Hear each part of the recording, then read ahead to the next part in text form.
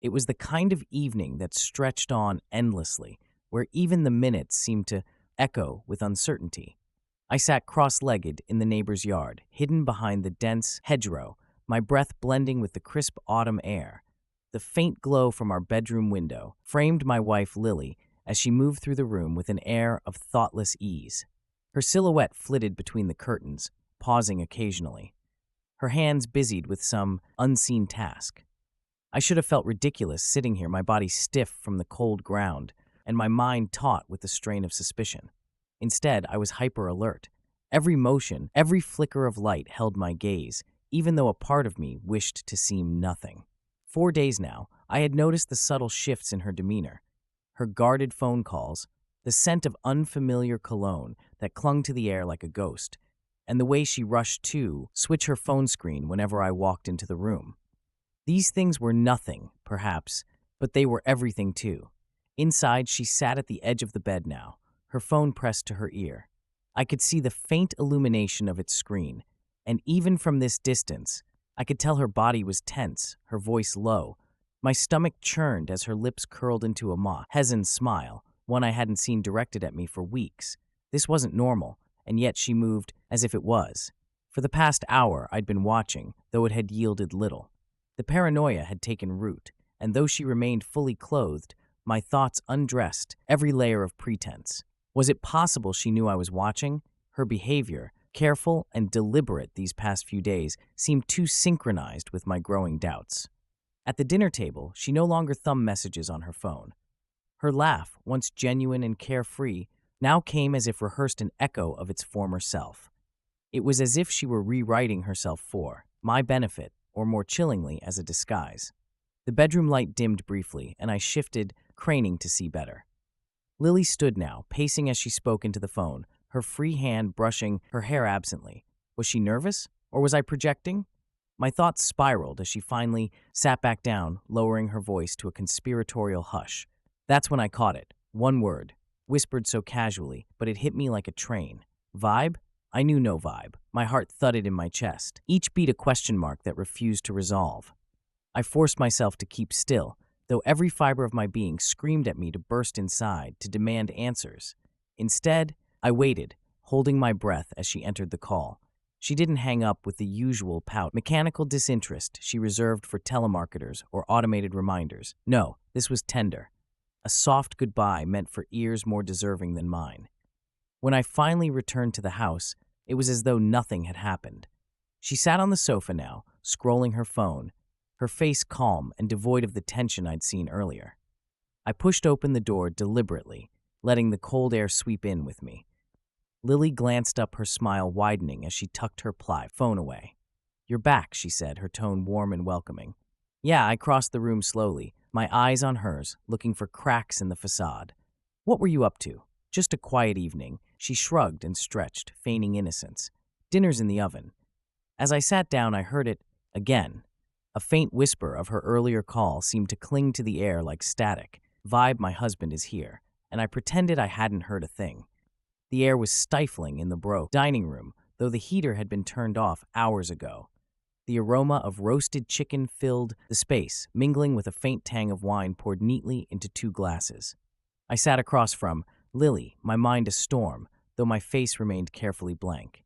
The soft clink of her fork against the plate was the only sound that dared break the silence.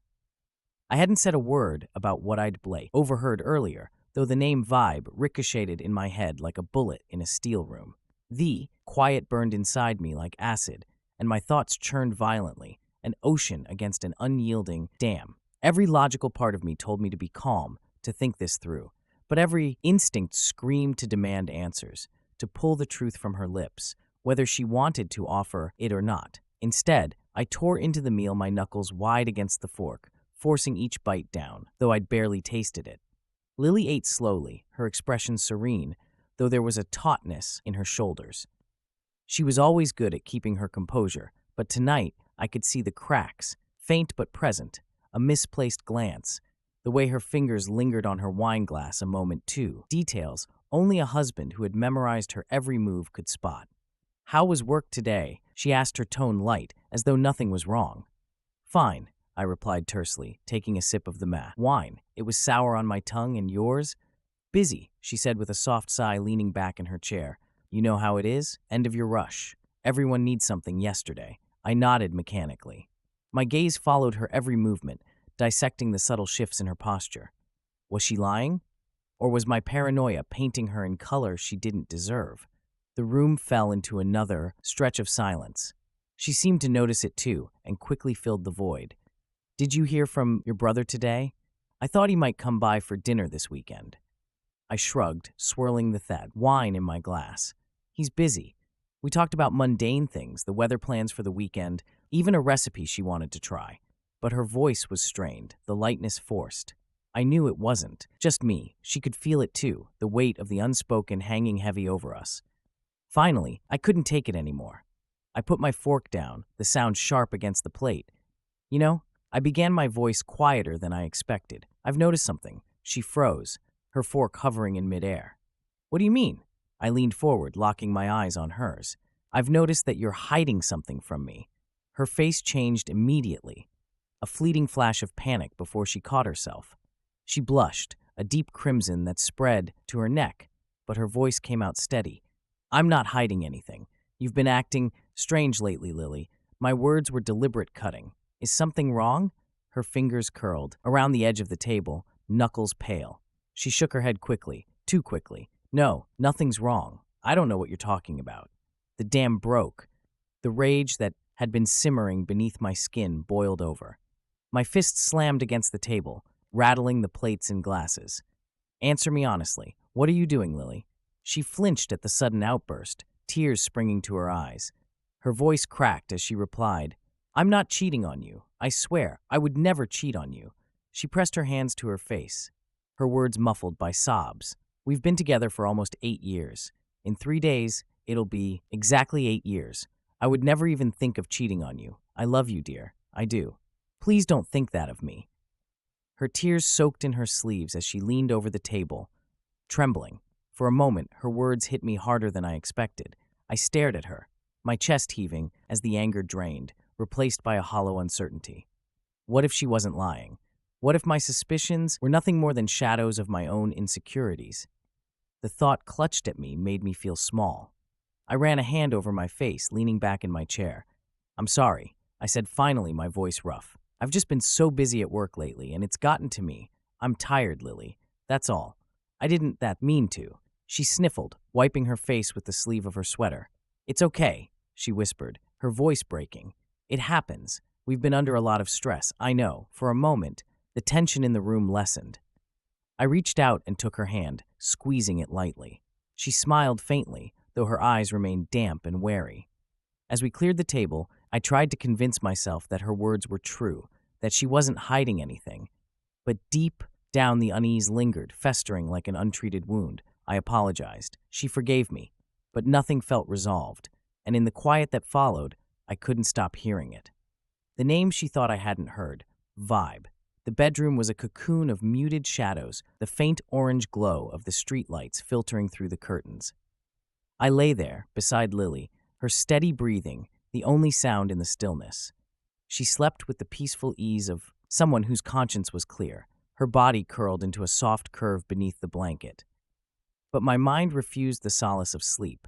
The events of the evening replayed endlessly, each moment another brick in the heavy wall pressing down on my chest. Her tears, her trembling voice, the desperate sincerity in her words. They lingered, gnawing at the edges of my doubt. I turned over again, careful not to wake her, and stared at the ceiling. Maybe I was wrong. Maybe I was the villain here, letting my paranoia twist harmless coincidences into something sinister. The long hours at work, the stress, the constant feeling of being stretched thin, it all added up. I had convinced myself there was something wrong with Lily when, in truth, the cracks were in me. A knot formed in my throat as I resolved to fix things. I couldn't let my own insecurities tear apart what we had built over 8 years. She deserved better than a husband who doubted her love. The first light of dawn crept into the room as I finally let my eyes close, not to sleep, but to I wasn't going to work today. Instead, I'd stay home, make things right. When I woke again, the sun was already spilling through the windows, and Lily was still curled up next to me. her hair a tangle across the pillow. For a moment, I just watched her, a pang of guilt rising in my chest. I wanted to erase the hurt I'd caused, to let her know I trusted her completely. Slipping quietly out of bed, I headed to the kitchen. The house was silent, save for the occasional creak of the floorboards beneath my feet. I rummaged through the pantry and fridge, gathering ingredients for breakfast: eggs, toast, coffee, simple, but enough to show her I was sorry. As the aroma of sizzling butter filled the kitchen, my mood lifted. I even hummed softly, something I hadn't done in ages. I plated the food carefully, arranging it neatly before pouring her a cup of coffee, just the way she liked. 2 sugars, a splash of cream. Balancing the tray, I tiptoed back to the bedroom and set it on the nightstand. "Morning," I whispered, brushing a strand of hair from her face. She stirred, blinking sleepily. Her eyes landed on the tray, and a small smile tugged at her lips. "What's this?" "Breakfast in bed." I grinned, sitting beside her. "I owe you after last night." Her expression softened, and she sat up, tucking the blanket around herself. "You didn't have to do this. I wanted to." I pressed a kiss to her temple. "I'm sorry, Lily. For everything." She shook her head gently. "It's okay. I know things have been hard lately." As she ate, we talked about nothing in particular: the weather, her plans for the day, the week, and ahead. Her laughter came more freely this morning, and for the first time in weeks, I felt like I could breathe. When she left for work, I kissed her goodbye at the door, watching as she walked down the path to her car. The morning sun caught the bat, Oberon in her hair, and for a moment I let myself believe that things really would be okay. With the house now quiet and empty, I turned my attention to my next task: cleaning. It wasn't something I typically did. Lily always joked about my knack for avoiding the vacuum cleaner.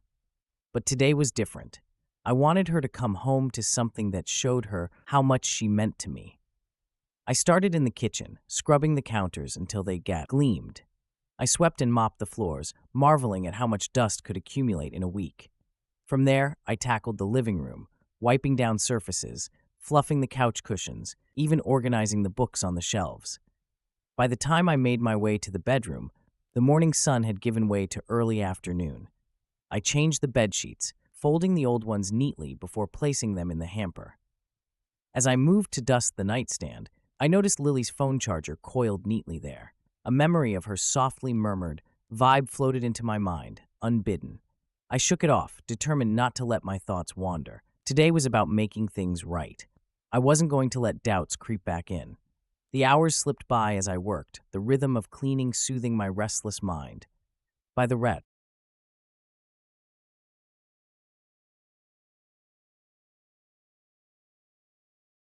work, a satisfied smile tugging at my lips. All that was left now was to wait for Lily to come home. The house sparkled with an unfamiliar cleanliness, a reflection of the guilt I'd been trying to scrub away all day. I'd spend hours cleaning every corner, fueled by the hope that my effort would make up for my misplaced accusations. Lily would come home to a spotless home and see how much I cared for her, how sorry I was for doubting her. Slumping onto the couch, I glanced at the clock. Still hours before she returned. My body ached from the unaccustomed labor, but I felt good, relieved almost. My eyes drifted toward the corner of the kitchen, where a bulging garbage bag sat. "In the bin, right? That needs to go." I groaned as I stood, dragging myself to the kitchen. The moment I grabbed the bag, I realized just how heavy it was. Grunting, I pulled it free from the bin, feeling its weight strain against the plastic. As I shuffled toward the door, the bag snagged on the edge of the counter.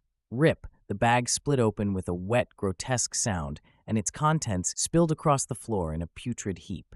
A wave of nauseating stench hit me so hard I staggered back, retching. My stomach heaved, and I barely made it to the sink before vomiting. I stood there for a moment, gripping the counter, breathing through my mouth to avoid the rancid odor. The mess on the floor was horrific. Food scraps, stained tissues, and other unrecognizable refuse lay in a slimy pile, oozing a foul liquid that made my eyes water. Crap, crap, crap, grabbing another bag. I crouched down and began shoveling the mess into it as fast as I could, my hands covered in rubber gloves. Each scoop was a fresh assault on my senses. I gagged more than once, my throat burning as I fought to contain the bile rising in me. Then I saw it, amidst the rotting food and sticky tissues, lay a used condom. Its latex glistened under the harsh kitchen light, stark against the dark mess around it. For a moment, my brain refused to process what I was looking at.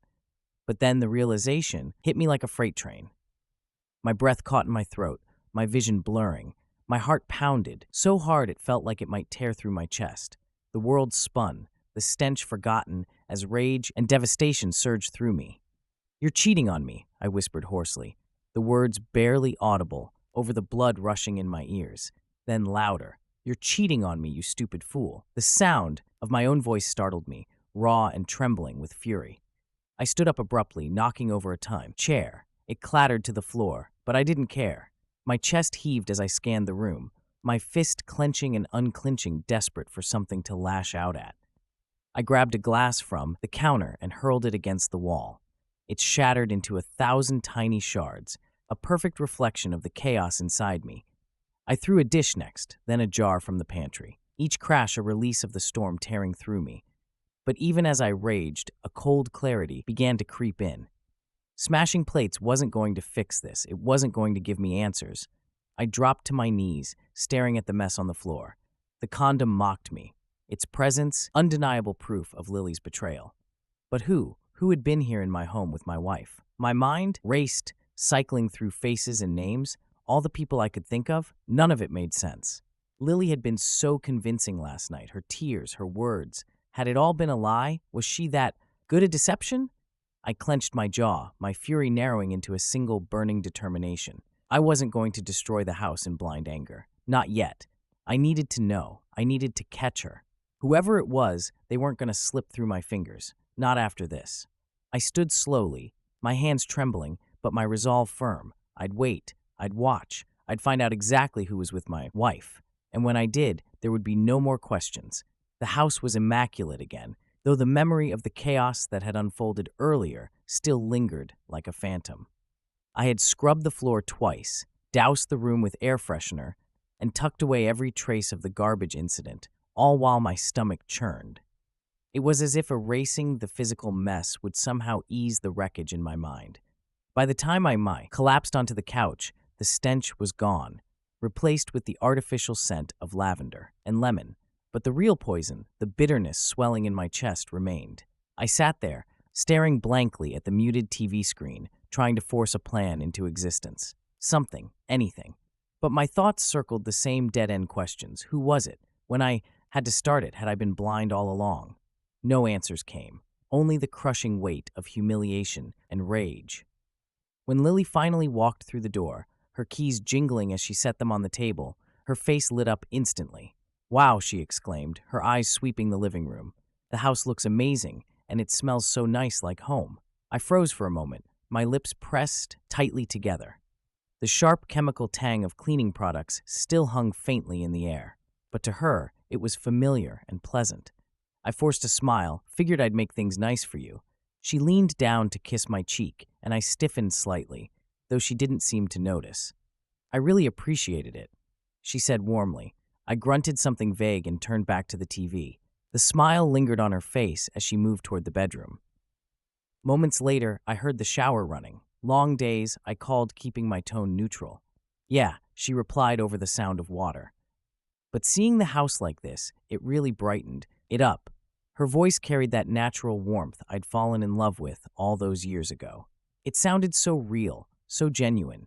If I hadn't found that condom, I might have believed everything was fine. But I couldn't unsee it, couldn't silence the dark thoughts in my mind. We exchanged a few more pleasantries, but my words were automatic, hollow. I had to fight to keep my voice steady, to stop myself from snapping. There was no plan yet, and I needed a Weight Watch. For the next 2 days, I kept up the facade, letting her chatter about work and life while I nodded and pretended to care. My mind remained locked on the betrayal, replaying every moment that seemed suspicious, every detail that fell off. Each time she smiled, a fresh wave of nausea hit me. Tomorrow was our anniversary, 8 years of shared laughter, of sacrifices, of building a life together. And now I couldn't decide if it was all a lie or if it had only become one recently. Lily, on the other hand, was radiant with excitement. "I can't wait for tomorrow," she said as we prepared dinner that evening. She wore her favorite apron, the one with a small tear in the corner. 8 years. Can you believe it? I stirred the pot of pasta sauce, my jaw tight. Yeah, I said shortly. She glanced at me, her brow furrowing slightly. You're not excited? I've just been tired lately, I replied, waving her off. Words? Been a lot. Her face softened, and she reached over to touch my arm. I know, but it's a big day for us. I've been looking forward to it for weeks. I forced a smile. Yeah, big day. But there was no joy. Behind the words, I couldn't muster it. I didn't bother dressing up or planning a gift. Let her have her big day. I thought bitterly tomorrow wasn't going to be a celebration. It was going to be my reckoning. She hummed as she finished setting the table, completely oblivious to the storm brewing just beneath the surface. As I sat across from her, picking at my food, I made a silent vow. I'd watch her. I'd wait for her to slip to give me something concrete. And when she did, I'd be ready. No more pretending. Tomorrow, the day of our anniversary, arrived with the weight of dread pressing against my chest. Lily woke up before me. Her usual morning cheer as infectious as ever. She kissed my forehead, whispered happy anniversary, and slipped out of half bed. I stayed there a little longer, staring at the ceiling, wondering if the day would pass, without my composure shattering. When I finally joined her in the kitchen, she greeted me with a radiant smile. 8 years. Can you believe it? I forced a smile and muttered, Happy anniversary. She tilted her head expectantly. So where's my present? My heart clenched, but I kept my tone mud. Later, I said with a grin, It's a surprise. Her eyes lit up and she nodded. Okay, I'll wait. She handed me her gift, a pair of socks neatly wrapped in cheerful paper. I need to open it too. Know what it was. Every year, the same gift, the same soft wool, the same practicality. Thanks. I said dryly, holding the package. Nothing new, huh? She laughed, brushing it off. You love them. Don't lie. I bit my tongue, my mind racing with the hypocrisy of it all. She was the one who was supposed to surprise me to bring joy to this day. Instead, she had turned it into a cruel joke. The hours crawled by as she busied herself in the kitchen, humming softly as she prepared a feast. She was always on her phone, texting or talking in hushed tones, her fingers moving deftly over the screen. I pretended not to notice, though. Every buzz of her phone made my stomach twist. By the time the guests began arriving, the house was filled with the aroma of roasted meats and fresh-baked bread. My 3 best friends arrived first, greeting me with smiles and back slaps, their laughter echoing through the living room. Lily's friends followed, a small, chatty group that filled the house with their banter. And then he walked in. I froze as soon as I saw him. He was tall with dark, confident eyes and an easy smile. His tailored suit clung to his broad frame, exuding wealth and charm in equal measure. It was him, the man I'd heard her whisper about. The man whose name had come up once or twice in passing, always with a casual air, as though he was just another acquaintance. Vibe, my breath caught in my throat as Lily's eyes lit up at the sight. She didn't just greet him, she floated to him. Her face aglow with a joy I hadn't seen in weeks. I clenched my fists, forcing myself to stay rooted in place as she led him toward me. This is my husband, she said, brightly gesturing toward me with a hand on his arm. And this she continued, looking at him with a smile that felt too warm. His forehead. He's a close friend. Pleasure to meet you, Farid said smoothly, extending a hand. I shook it reluctantly, his grip firm, his expression unreadable. Likewise, I said through bright, gritted teeth, pulling my hand away as quickly as decorum allowed. We exchanged a few polite words. Where he was from, what he did, the usual small talk. He was Arab, wealthy, and polished, his accent carrying a hint of sophistication. But I could barely focus on his words, too distracted by the way his eyes flicked toward Lily every few moments. And she hung on his every word, her laugh soft and genuine, in a way that made my blood boil. Throughout the evening, I watched them like a hawk. Farid moved effortlessly through the room, charming everyone he spoke to, but his attention always returned to Lily. Whenever he leaned in to whisper something to her, she smiled or blushed, her hand brushing his arm as if by accident. I tried to stay calm, to keep my mask intact, but every whispered word between them was like a knife twisting deeper into my chest.